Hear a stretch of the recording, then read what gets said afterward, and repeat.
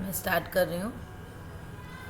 Scope of operations management, सबसे पहले जो स्टार्ट करें अपने वो है स्कोप ऑफ ऑपरेशंस मैनेजमेंट। मतलब ऑपरेशंस मैनेजमेंट किस किस चीज़ों को लेकर, उसका क्या क्या स्कोप है। मतलब ओवरऑल बोल सकते हो कि ऑपरेशन मैनेजमेंट का जो एज अ सब्जेक्ट इसकी एक्सटेंट क्या है, इसकी रीच क्या क्या चीज़ को ये कवर कर रहा है, वो हो गया स्कोप। सो ऑपरेशन मैनेजमेंट, नॉर्मली हम लोग को पता है ऑपरेशन मैनेजमेंट किस चीज़ को लेकर है। It is basically conversion of input into output. Operation management का काम है इनपुट को आउटपुट में जो कन्वर्शन हो रहा है, वो एंड टू एंड जो कन्वर्शन है उसमें जो जो चीज़ें हैं वो सारी चीज़ें it all comes under the coverage of operations management. ठीक है। सो क्या क्या एक्टिविटीज़ ऑपरेशन मैनेजमेंट के फंक्शंस में होती है। First is location of facilities, कि भाई कहाँ पर अपनी फैसिलिटी सेटअप होगी। Plans, layouts and material handling. अब प्लांट का जो अभी जैसे तुम लोग का एग्जाम्स में क्वेश्चंस का था ना, different type of plant layouts, तो प्लांट का जो लेआउट होगा, डिज़ाइन कैसे होगा, लोकेशन से स्टार्ट करते हैं अपने कि मेरी फैक्ट्री कहाँ सेटअप होगी वो। इसके बाद plant layout and material handling, मतलब आपका जो फैक्ट्री या जो प्लांट है जिसका लेआउट है, डिज़ाइन कैसा होगा। प्रोडक्ट डिज़ाइन, अब प्रोडक्ट की डिज़ाइन कैसे होगी, प्रोडक्ट जो बनेगा वो कहाँ पे बनेगा, उसका प्रोसेस कैसा होगा, उसकी designing. Production and planning control, मतलब प्रोडक्शन जो है वो कहाँ पर होने वाला है उसकी प्लानिंग करना, क्योंकि कितनी ज़रूरत है in coordination with the market, in coordination with the demand, you need to supply. हमें दोनों चीज़ को मैंने बहुत इंपॉर्टेंस देना है, डिमांड एंड सप्लाई को। इसके संग संग यहाँ पे जो वर्क इन प्रोग्रेस का जो टाइम फैक्टर है, तो प्रोडक्शन को शेड्यूलिंग करना, प्लानिंग करना, all this comes under operations. Then quality control, से प्रोडक्ट डिज़ाइन या प्रोडक्ट प्लानिंग या प्रोडक्शन करने से नहीं होगा, उसको हमें क्वालिटी कंट्रोल पे भी देना पड़ेगा कि क्वालिटी क्या है। Then you have materials, material को मैनेज करना है, and then the maintenance management. तो स्कोप ऑफ ऑपरेशंस मैनेजमेंट ये सारे चीज़ों को कवर करता है, इसके बाहर कोई भी चीज़ नहीं होती ऑपरेशंस में। ठीक है। अब देखो, ये इमेज बड़े अच्छे से आप लोग को समझाएगा किस तरीके से होता है ये ऑपरेशंस का, जो ये पूरा ऑपरेशंस के अंडर में आ जाता है। देखो, we know that there are inputs. Inputs क्या क्या है, personnel, material, funds, everything is input. Men material money बोलते हैं ना हम लोग, men material money management, all this things are actually input. Men material money तो है ही, वो सारे को मैनेज कर रहा है, as an input we are providing. ये इनपुट जो दे रहे हैं और उसका बीच का जो है ये process, this is the transformation process which will transform the raw material into good, मतलब output. Output could be a goods और a services. Now once we are providing, अब देखो ये एंड टू एंड जो प्रोसेस है, ये जो हम ले रहे हैं raw materials input, this is coming from the environment. Transformation जो हो रही है ये भी अपने फैक्ट्री लेआउट है, जो भी है factory setup, this is also somewhere in a society. And whatever goods we are producing, again we are selling it to the consumer who are the part of the society, means who is again the part of the society. तो environment है, तो definitely जो हम production कर रहे हैं इसमें बहुत सारे इम्पैक्ट्स हैं। देखो, everywhere we find some or the other association. हम बोलते हैं मेन मटेरियल मनी मैनेजमेंट, बस इतना हो गया, बट मेन जो है, मेन के संग बहुत सारी चीज़ें एसोसिएटेड होगी, मटेरियल जो है उसके संग भी बहुत सारी चीज़ें एसोसिएटेड होगी। लाइक वी कैन सी, अगर मैं पर्सनल फैक्टर्स की बात करूँ, वहाँ पे यूनियन डिमांड्स हैं, एम्प्लॉयमेंट प्रैक्टिसेस हैं, लीगल फैक्टर्स हैं, all this comes. Then you have customer demand, ये जो ट्रांसफॉर्मेशन आप कर रहे हो, प्रोडक्शन बना कर रहे हो, इस पर किस चीज़ों का ध्यान रखना होता है मुझे, what are the factors that we need to consider. There are customer demand, we have existing technology, consumer protection laws are there. Then अब ये जो आउटपुट हम दे रहे हैं, जिस जो इन्वायरमेंट में जाएगा उसका social impact we need to understand. तो there are environmental regulation, economic condition which we also need to consider. Again we find here, ये जो फंड की बात है उसमें फाइनेंशियल मार्केट का रोल है, इंटरेस्ट रेट क्या है, रिसोर्सेज जो हम दे रहे हैं उसकी रिसोर्स अवेलेबिलिटी क्या है, जो इनपुट हम डाल रहे हैं ट्रांसफॉर्मेशन के लिए, इन्वेंट्री जो है हमारा, इन्वेंट्री के ऊपर टैक्स क्या है, इन्वेंट्री में कितना वर्किंग कैपिटल ब्लॉक हो रहा है, देन जो फैक्ट्री की प्रोसेसिंग जो इन्वायरमेंट है वहाँ पे हेल्थ एंड सेफ्टी रेगुलेशन क्या है, इनकम टैक्स है, डेफिनेटली जब आप आउटपुट प्रोड्यूस करो उसमें इनकम टैक्स लग रहा है, स्टेट एंड लोकल टैक्स। तो you can clearly observe from this small, छोटा सा एक डायग्राम है कि ऑपरेशंस मैनेजमेंट का जो स्कोप है वो कितना वास्ट है, इजंट इट? कितना वास्ट है ना, एंड टू एंड कितना हाँ। ज़्यादा कवर कर रहा है। देखो, इन्वायरमेंट का इनपुट से लेकर इन्वायरमेंटल, मतलब जो आउटपुट दे रहे हैं वहाँ भी इन्वायरमेंट। तो यहाँ पर हम इनपुट रिसोर्स फाइनेंस से लेकर social impact, we are considering everything. Then we also need to consider the political part, the tax environment. तो जितने भी इन्वायरमेंटल, बिजनेस का जो इन्वायरमेंट फैक्टर है, that is also very important when we are looking at the operations management scope, है ना? काफ़ी बड़ा है, वास्ट है।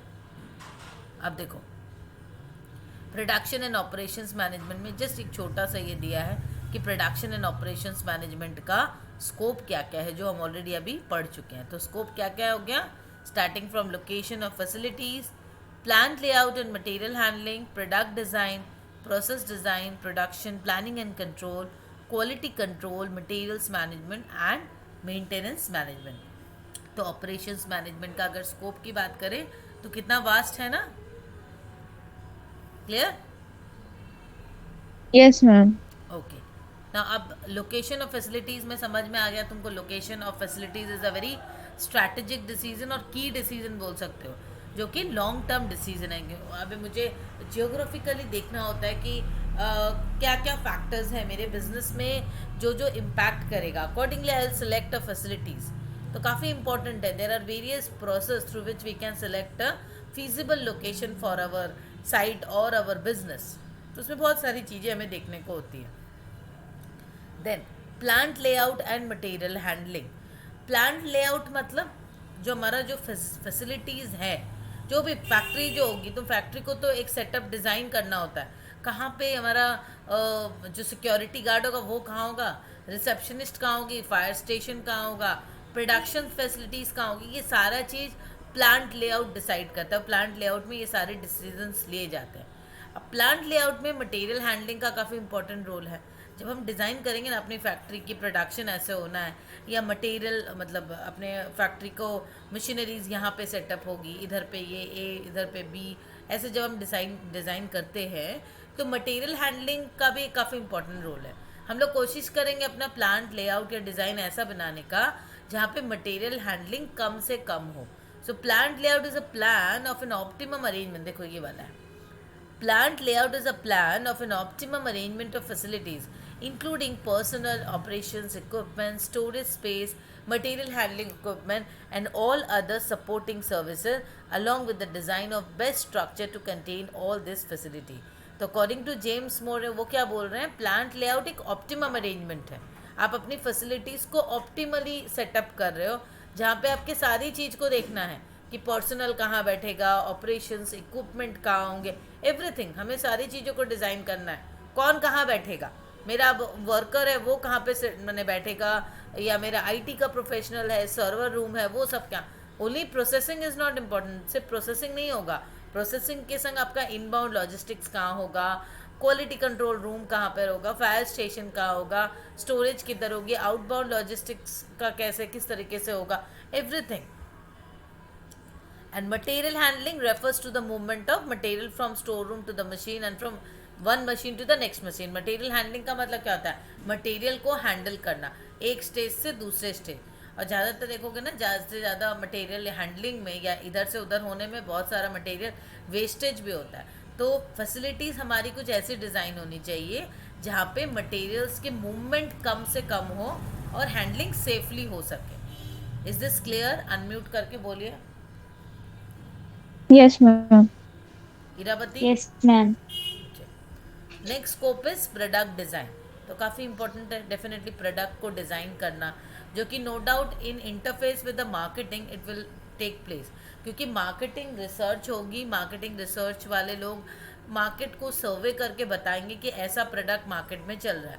अकॉर्डिंगली आप प्रोडक्ट मतलब प्रोडक्ट डिज़ाइन कस्टमर्स की नीड्स के हिसाब से, तो आप वो डिज़ाइन को कन्वर्शन मतलब you have a concept in your mind कि प्रोडक्ट डिज़ाइन ऐसा होना चाहिए, उसको रियलिटी में तो लाना है, बनाना है। तो प्रोडक्ट डेवलपमेंट जो होगी डेफिनेटली वो ऑपरेशंस वाले लोग करेंगे। Research and development, operations, research and development in tandem with operations and marketing, they will do this. तो प्रोडक्ट डिज़ाइन जो सेट करनी है, product design deals with conversion of ideas into reality. You have your ideas, उसको आप reality में ला रहे हो. Every business organization have to design, develop and introduce new products as a survival and growth strategy. Developing the new products and launching them in market is the biggest challenge faced by the organization. सबसे काफ़ी tough है product, नया product design करना और introduce करना market में. ठीक है. The entire process of need identification to physical manufacture of product involves three functions: design and marketing, product development and manufacturing. देखो ये फिजिक मतलब क्या बता रहा है कि entire process of need identification, मतलब कस्टमर्स की नीड को आइडेंटिफाई करने से to physical manufacture of products. ये सबसे इम्पोर्टेंट यही स्टेज है अगर आप देखो तो प्रोडक्ट डिज़ाइन में, कि कस्टमर के नीड को हम आइडेंटिफाई किए. यहाँ से देखो कस्टमर के नीड्स को आइडेंटिफाई किया और वहाँ से फिर you convert those into physical manufacture, actual manufacture. तो उसमें तीन चीज़ें हैं: डिज़ाइन एंड मार्केटिंग, पहले आप डिज़ाइन करते हो, then you do the marketing part, then product development. Design and marketing, then product development, product का डेवलपमेंट किया, डिज़ाइन डेवलपमेंट किया, प्रोटोटाइप बनाया हमने, देन मैन्युफैक्चरिंग. ठीक है. Design and marketing, product development and manufacturing. Product development translates the needs of customers given by marketing into technical specification and designing the various features into the product to these specification. मतलब यहाँ पर क्या हो रहा है देखो, product development का जो स्टेज है वो क्या करेगा, कस्टमर की नीड्स को ट्रांसलेट करेगा गिवन बाय मार्केटर. क्योंकि पता कैसे चलेगा कस्टमर की नीड्स क्या है, वो तो मार्केटिंग रिसर्च के हिसाब से पता चलेगी ना कि क्या टेक्निकल स्पेसिफिकेशन है, कैसे बनाना है. Then we transform those product specification into an actual product. Manufacturing has the responsibility of selecting the process by which the products can be manufactured. Product design and development provides link between marketing, customer needs and expectation and activities required to manufacture the product. देखो product design वाला part, क्योंकि product जो design अपने करने वाले सबसे important यही है, क्योंकि इट इज़ अल्टीमेटली जो core function. Operation management is related with the core revenue generation function. Production करना, मैनेज करना, प्रोडक्शन को मैनेज करना. तो वहाँ पे प्रोडक्ट कैसे डिज़ाइन होगी, कैसे बनेगी, quality control, technical specification, everything will comes from the marketing department, that is the research and all. Research and development department का भी रोल होता है इसमें. एंड देन अकॉर्डिंगली अब ऑपरेशंस या मैन्युफैक्चरिंग डिपार्टमेंट सेलेक्ट करेगा कि किस प्रोसेस से हम प्रोडक्ट को बनाएंगे. प्रोडक्ट का डिज़ाइन बन गया, प्रोडक्ट हमने सेलेक्ट कर लिया, ये प्रोडक्ट बनाना है, ये डिज़ाइन है, ये स्पेसिफिकेशन, अकॉर्डिंगली हम बनाएंगे. तो उसके लिए अब उसके बाद मैं कौन सा प्रोसेस फॉलो करने वाली हूँ. ठीक है. Process design is a macroscopic decision making of an overall process route for converting the raw material into finished goods. अब प्रोसेस डिज़ाइन क्या है, ये बोल रहे ना मैक्रोस्कोपिक डिसीजन मेकिंग. सीधी सी बात है, प्रोसेस डिज़ाइन आपका अगर आप देखो तो रॉ मटेरियल से फिनिश गुड्स तक कैसे बनेगा, किस चैनल होके जाएगा, वो हो गया प्रोसेस. मुझे प्रोडक्ट बनाना है तो प्रोडक्ट में कौन से प्रोसेस में बनाऊंगे. प्रोसेस ए भी हो सकता है, it could be capital intensive technique. Process B हो सकता है लेबर इंटेंसिव टेक्निक. अब मुझे डिसीजन लेना है कि मैं कौन से प्रोसेस से अपने प्रोडक्ट को बनाऊंगी. प्रोसेस मतलब तरीका. प्रोडक्ट मैंने सेलेक्ट कर लिया, ये प्रोडक्शन करनी है, तो प्रोडक्शन करने के लिए मुझे कोई ना कोई तो प्रोसेस सेलेक्ट करना होगा, right. These decisions encompass the selection of a process, choice of technology, process flow analysis and layout of the facilities. Hence, the important decision in process design are to analyze the workflow for converting raw material into finished product and to select the workstation for each included in the workflow. Clear? Now, next is production planning and control. इसके बाद क्या हो गया, हमने तो ये select कर लिया कि क्या प्रोडक्ट होगा, कैसा प्रोसेस होगा. इसके बाद वाला जो इम्पोर्टेंट स्टेज है वो है प्रोडक्शन प्लानिंग का एंड कंट्रोल. क्योंकि देखो हमें ये देखना होगा कि प्रोडक्शन ऐसा नहीं कि बस प्रोडक्शन चल रही है, रोज़ 1000 यूनिट्स में प्रोडक्शन करते जा रही हूँ, मेरी कैपेसिटी है, मैं रोज़ प्रोडक्शन करते जा रही हूँ. But what will happen if the sale is not being taken place. मेरा बहुत सारा सेल जो है, मेरा जो इन्वेंट्री जमा हो गई है, जो क्लोज मैंने मेरा जो प्रोडक्शन हुआ फिनिश गुड्स की इन्वेंट्री जमते जा रही है, तो वो इन्वेंट्री का क्या होगा. मुझे वो देखना पड़ेगा। तो मुझे ये देखना है कि काफ़ी स्मूथ होना चाहिए। मैं प्रोडक्शन कर रही हूँ तो प्रोडक्शन वो निकलते भी जाना चाहिए, सेल भी होना चाहिए, इन्वेंट्री जमा नहीं होती रहनी चाहिए। नॉर्मली एक सेफ्टी स्टॉक रखते हैं, बट सेफ्टी में ये नहीं कि इन्वेंट्री अपने जमती ही रहे। तो प्रोडक्शन को प्लान करना एंड देन कंट्रोल करना बहुत इंपॉर्टेंट है कि भाई प्रोडक्शन हम प्लानिंग करें, कितना प्रोडक्शन हमको करना है, वो इम्पोर्टेंट है अपने लिए कि कितना प्रोडक्शन करना है, और उसके हिसाब से कंट्रोलिंग करना कि whether it's going on the right track और not.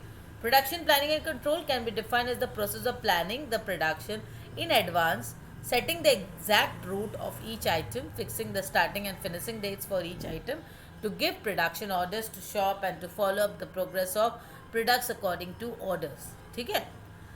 The principle of production planning and control lies in a statement. First plan your work and then work on your plan. देखो कितना अच्छा एग्जाम्पल है, आप लोग examination के लिए भी अच्छा स्टेटमेंट है। फर्स्ट प्लान योर वर्क, पहले अपने काम को प्लान करो, and then work on your plan. पहले फर्स्ट प्लान योर वर्क, अपने काम को प्लान करो, and then work on your plan. आपने पहले प्लानिंग कर ली अच्छे से, अभी कंट्रोलिंग करनी है, मतलब कंट्रोल करना है कि whether we are working on that plan or not. Fine. Main functions of production planning and control includes planning, routing, scheduling, dispatching and follow up. Operations में ये काफ़ी important काम है। मतलब क्या है, अच्छे से समझ लो। प्लानिंग, हम पहले डिसाइड करते हैं कौन सा काम कौन से मशीनरीज में होगी, कौन सा प्रोडक्शन होना। प्रोडक्शन तो ऐसा नहीं है कि एक ही स्टेज में हो जाएगा।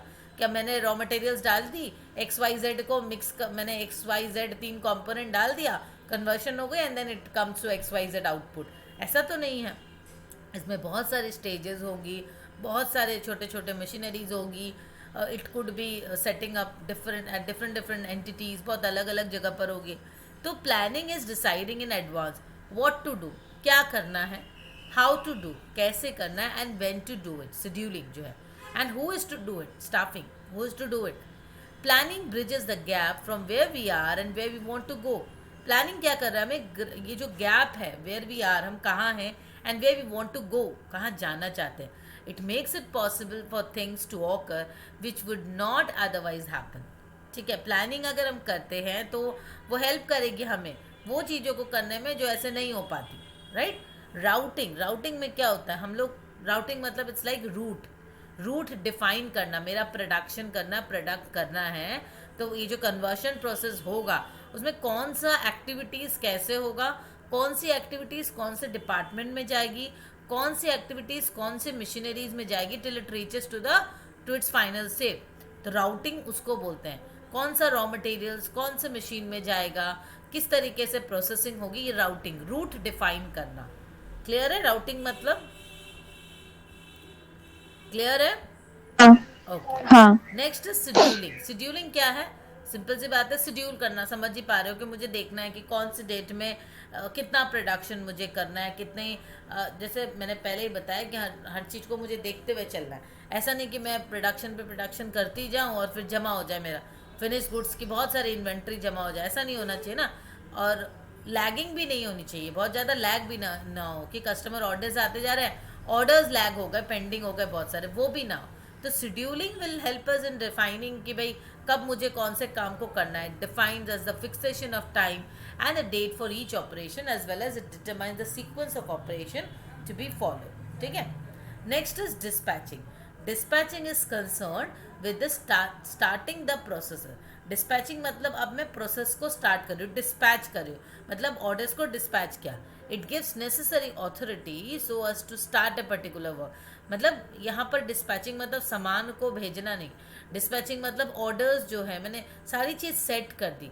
अब डिस्पैचिंग में यहाँ पे और भी आते हैं, लोडिंग एंड ऑल, बहुत सारी चीज़। तो यहाँ पर हम डिस्पैच कर रहे हैं, काम को डिस्पैच कर रहे हैं। जैसे राउटिंग एंड शेड्यूलिंग दिया मैंने, तो dispatching is actually release of orders and instruction for starting of production for any item in acceptance with the route sheets and schedule chart. तो हम यहाँ पर डिस्पैच कर रहे हैं, ऑर्डर्स डिस्पैच कर रहे हैं, ये वाला काम शुरू कर दो।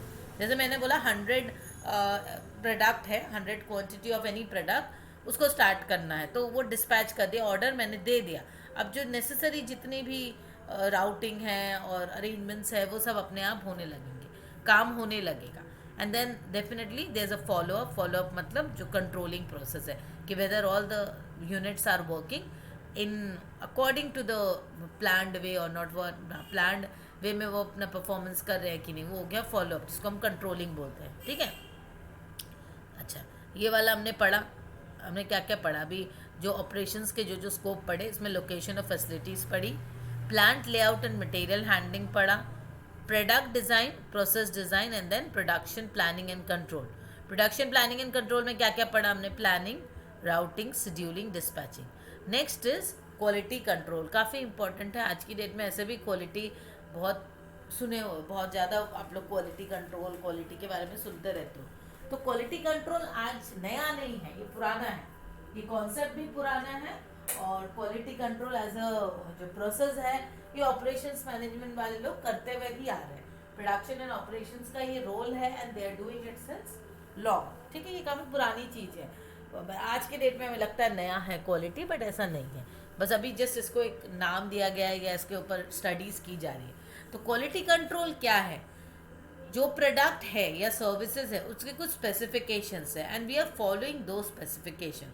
मतलब प्रोडक्ट जो बन रहे हैं वो उस स्पेसिफिकेशन के हिसाब से बन रहे हैं। तो क्वालिटी को कंट्रोल करना कि जो प्रोडक्ट के स्पेसिफिकेशंस हैं, whether those products are prepared according to those specifications or not. मतलब मुझे एक प्रोडक्ट बनानी है, प्रोडक्ट के कुछ स्पेसिफिक फीचर्स हैं, तो प्रोडक्ट मेरे उस फीचर्स के अकॉर्डिंगली बन रहा है या नहीं, वो हो गया हमारा क्वालिटी कंट्रोल। चेक करना, it's like a controlling tool है कि मैंने तो प्रोडक्ट की क्वालिटी को भी तो मैंने प्लानिंग किया था कि ये प्रोडक्ट में फीचर्स होने चाहिए, ये क्वालिटीज़ होनी चाहिए, कोई डिफेक्ट नहीं होना चाहिए, हमने सोचा होगा। तो क्वालिटी कंट्रोल में हम वही चीज़ को मेज़र करते हैं या चेक करते हैं। So it is a systematic control of various factors that effect the quality of a product. Quality control aims at prevention of defects at the source, relies on effective feedback system and corrective actions procedure. तो quality control में क्या है, हम just शुरू से देखते हैं कि डिफेक्टिव एट सोर्स, जो हमारा सोर्स है या रॉ मटेरियल है, वहाँ पे कहीं डिफेक्ट तो नहीं है। Then you rely on the effective feedback system and corrective actions required. तो हमें फीडबैक लेते हैं and then whatever correction actions are required वो हम चेक करते हैं। Quality control can also be defined as the industrial management technique by means of which product of uniform acceptable quality is manufactured. It is the entire collection of activities which ensures that the operation will produce the optimum quality products at minimum cost. तो quality control एक industrial management technique के रूप में भी हम define कर सकते हैं। That is it is an industrial management technique by means of which product of uniform acceptable quality. ठीक है, यूनिफॉर्म है मतलब सारे प्रोडक्ट को आप यूनिफॉर्मली एक्सेप्ट कर सकते हो। It is the entire collection of activities जहाँ से हम देखते हैं कि हमारा जो optimum quality is produce at minimum cost. The main objectives of quality control are to improve the company's income by making the production more acceptable to the customers, to reduce company's costs through reduction of losses due to defects, to achieve interchangeability of manufacture and large scale production, to produce optimal quality at reduced price, to ensure satisfaction of customers with the production or services of high quality level, to build customers goodwill, confidence and reputation of manufacturer, to make inspection prompt to ensure quality control, to check the variation during manufacturing. तो quality control मतलब clear है तुम लोग के कि भाई हर एक stage में, हर एक प्रोडक्शन के हर एक स्टेज में चीज़ों को चेक करना कि कहीं पर भी कोई चीज़ गलत नहीं हो। मतलब starting from the raw materials we are checking कि कहीं मेरी जो रॉ मटेरियल्स की क्वालिटी है उसमें कोई डिफेक्ट तो नहीं है, वो whether it is according to the plan or not, मतलब मेरे प्लानिंग के हिसाब से तो है, मैंने जो प्लान स्पेसिफिकेशन दी थी उसके हिसाब से मैंने रॉ मटेरियल्स की क्वालिटी प्रोक्योरमेंट से, प्रोक्योरमेंट देन योर प्रोसेस, इसके बाद हर एक चीज़, spares, parts, even the human resource who are working there, जो प्रोसेस है, सारी चीज़ों में हम क्वालिटी चेक करते हैं। तो क्वालिटी कंट्रोल में we are starting from the planning phase, हमने प्लान किया ये चीज़ें होनी चाहिए, then we see the entire system की इफेक्टिवनेस है या नहीं है, एंड देन द रिजल्ट और the net output we also check and also do the corrective action. तो it is basically a PDCA बोल सकते हो, act plan do check and act, या PDCA इसमें ही आता है, क्वालिटी कंट्रोल का ही एक प्रोसेस है। तो क्वालिटी कंट्रोल में हम प्लानिंग से लेकर कंट्रोलिंग तक पूरा करते हैं रिलेटेड टू क्वालिटी। जो कि ऑपरेशंस मैनेजमेंट के स्कोप में आता है, ठीक है। Okay, next is materials management.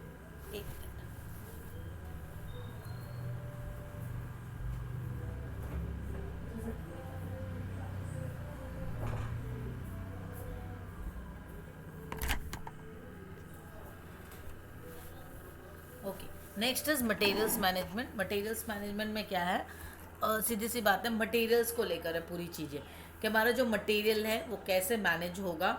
सबसे इम्पोर्टेंट होता है ऑपरेशंस मैनेजमेंट में मटेरियल्स मैनेजमेंट। मटेरियल्स मैनेजमेंट में क्या होता है, हमारा जो रॉ मटेरियल्स हैं या वर्क इन प्रोग्रेस है या फिनिश गुड्स भी आ गया, उसमें भी हम मैनेज करते हैं। सबसे बेसिक जो है वो रॉ मटेरियल्स का पार्ट है, क्योंकि रॉ मटेरियल्स में बहुत ज़्यादा वर्किंग कैपिटल हमारा ब्लॉक होता है। इसलिए काफ़ी इम्पॉर्टेंट है कि रॉ मटेरियल्स की जो मूवमेंट हो रही है, रॉ मटेरियल्स की जो प्रोक्योरमेंट हो रही है एंड द कन्वर्शन प्रोसेस, सभी चीज़ों को अच्छे से मैनेज किया जाए। क्योंकि अगर मटेरियल्स में हम ज़्यादा खर्च कर देते हैं प्रोक्योरमेंट में ही, तो अल्टीमेटली हमारा कॉस्ट ऑफ ऑपरेशंस पूरा बढ़ जाएगा, हमारा कॉस्ट ऑफ प्रोडक्शन भी बढ़ जाएगा। तो इसी वजह से मटेरियल मैनेजमेंट काफ़ी इंपॉर्टेंट है। Fine, so the main objective of material management are to minimise material cost. Material management क्यों करेंगे हम, अपने मटेरियल कॉस्ट को कम करने में, क्योंकि मटेरियल कॉस्ट कम है तो बाकी सारे कॉस्ट भी कम होंगे। To purchase, receive, transport and store materials efficiently and to reduce the related cost. To cut down costs through simplification, standardization, value analysis, import substitution, etc. To trace new sources of supply and to develop cordial relation with them in order to ensure continuous supply at a reasonable rates. To reduce investments tied into the inventories for use in other productive purposes and to develop high inventory turnover ratio. तो यहाँ पर क्या क्या चीज़ें आ गई, investment जो आपके, मैंने पहले ही बताया ना, वर्किंग कैपिटल जो आपके टाइड अप हैं इन्वेंट्रीज में, उसको हमको देखना है कि वो ज़्यादा पैसा ब्लॉक ना रहे। तो मटेरियल मैनेजमेंट का इसलिए काफ़ी इंपॉर्टेंट रोल है। अच्छा, लास्ट जो है स्कोप है ऑपरेशंस का, दैट इज़ मेंटेनेंस मैनेजमेंट। यहाँ नहीं कि बस मटेरियल तक हो गया, मेंटेनेंस, पूरी जो मशीनरीज़ हैं, पूरा जो सब कुछ है, उसको मेंटेन करना भी काफ़ी इंपॉर्टेंट है। क्यों इम्पोर्टेंट है, क्योंकि अगर हम मेंटेनेंस नहीं करें तो अल्टीमेटली क्या होगा, मशीनरीज़ की मेंटेनेंस, आपका मशीनरीज ब्रेक डाउन हो जाएगा। ब्रेक डाउन होने से तो पूरा का पूरा मतलब हो सकता है फैक्ट्री, कोई दिन फैक्ट्री काम ना करे, फैक्ट्री का पूरा वर्क फ्लो स्टॉप हो जाए, प्रोडक्शन बंद हो जाए। तो इसी वजह से मेंटेनेंस भी करना काफ़ी इंपॉर्टेंट रोल है ऑपरेशन मैनेजमेंट का। So the main objective of maintenance management are to achieve minimum breakdown and to keep the plant in good working condition at the lowest possible cost. तो सबसे पहला हो गया आपको अपने मशीनरीज को बिल्कुल वर्किंग कंडीशन में रखना है, लोएस्ट मेंटेनेंस कॉस्ट के साथ। To keep the machines and other facilities in such a condition that permits them to be used at their optimal capacity without interruption. To ensure the availability of the machines, buildings and services required by other sections of the factory for the performance of their functions and optimal return on investment। ठीक है, ये हो गया आपका scope of operations management.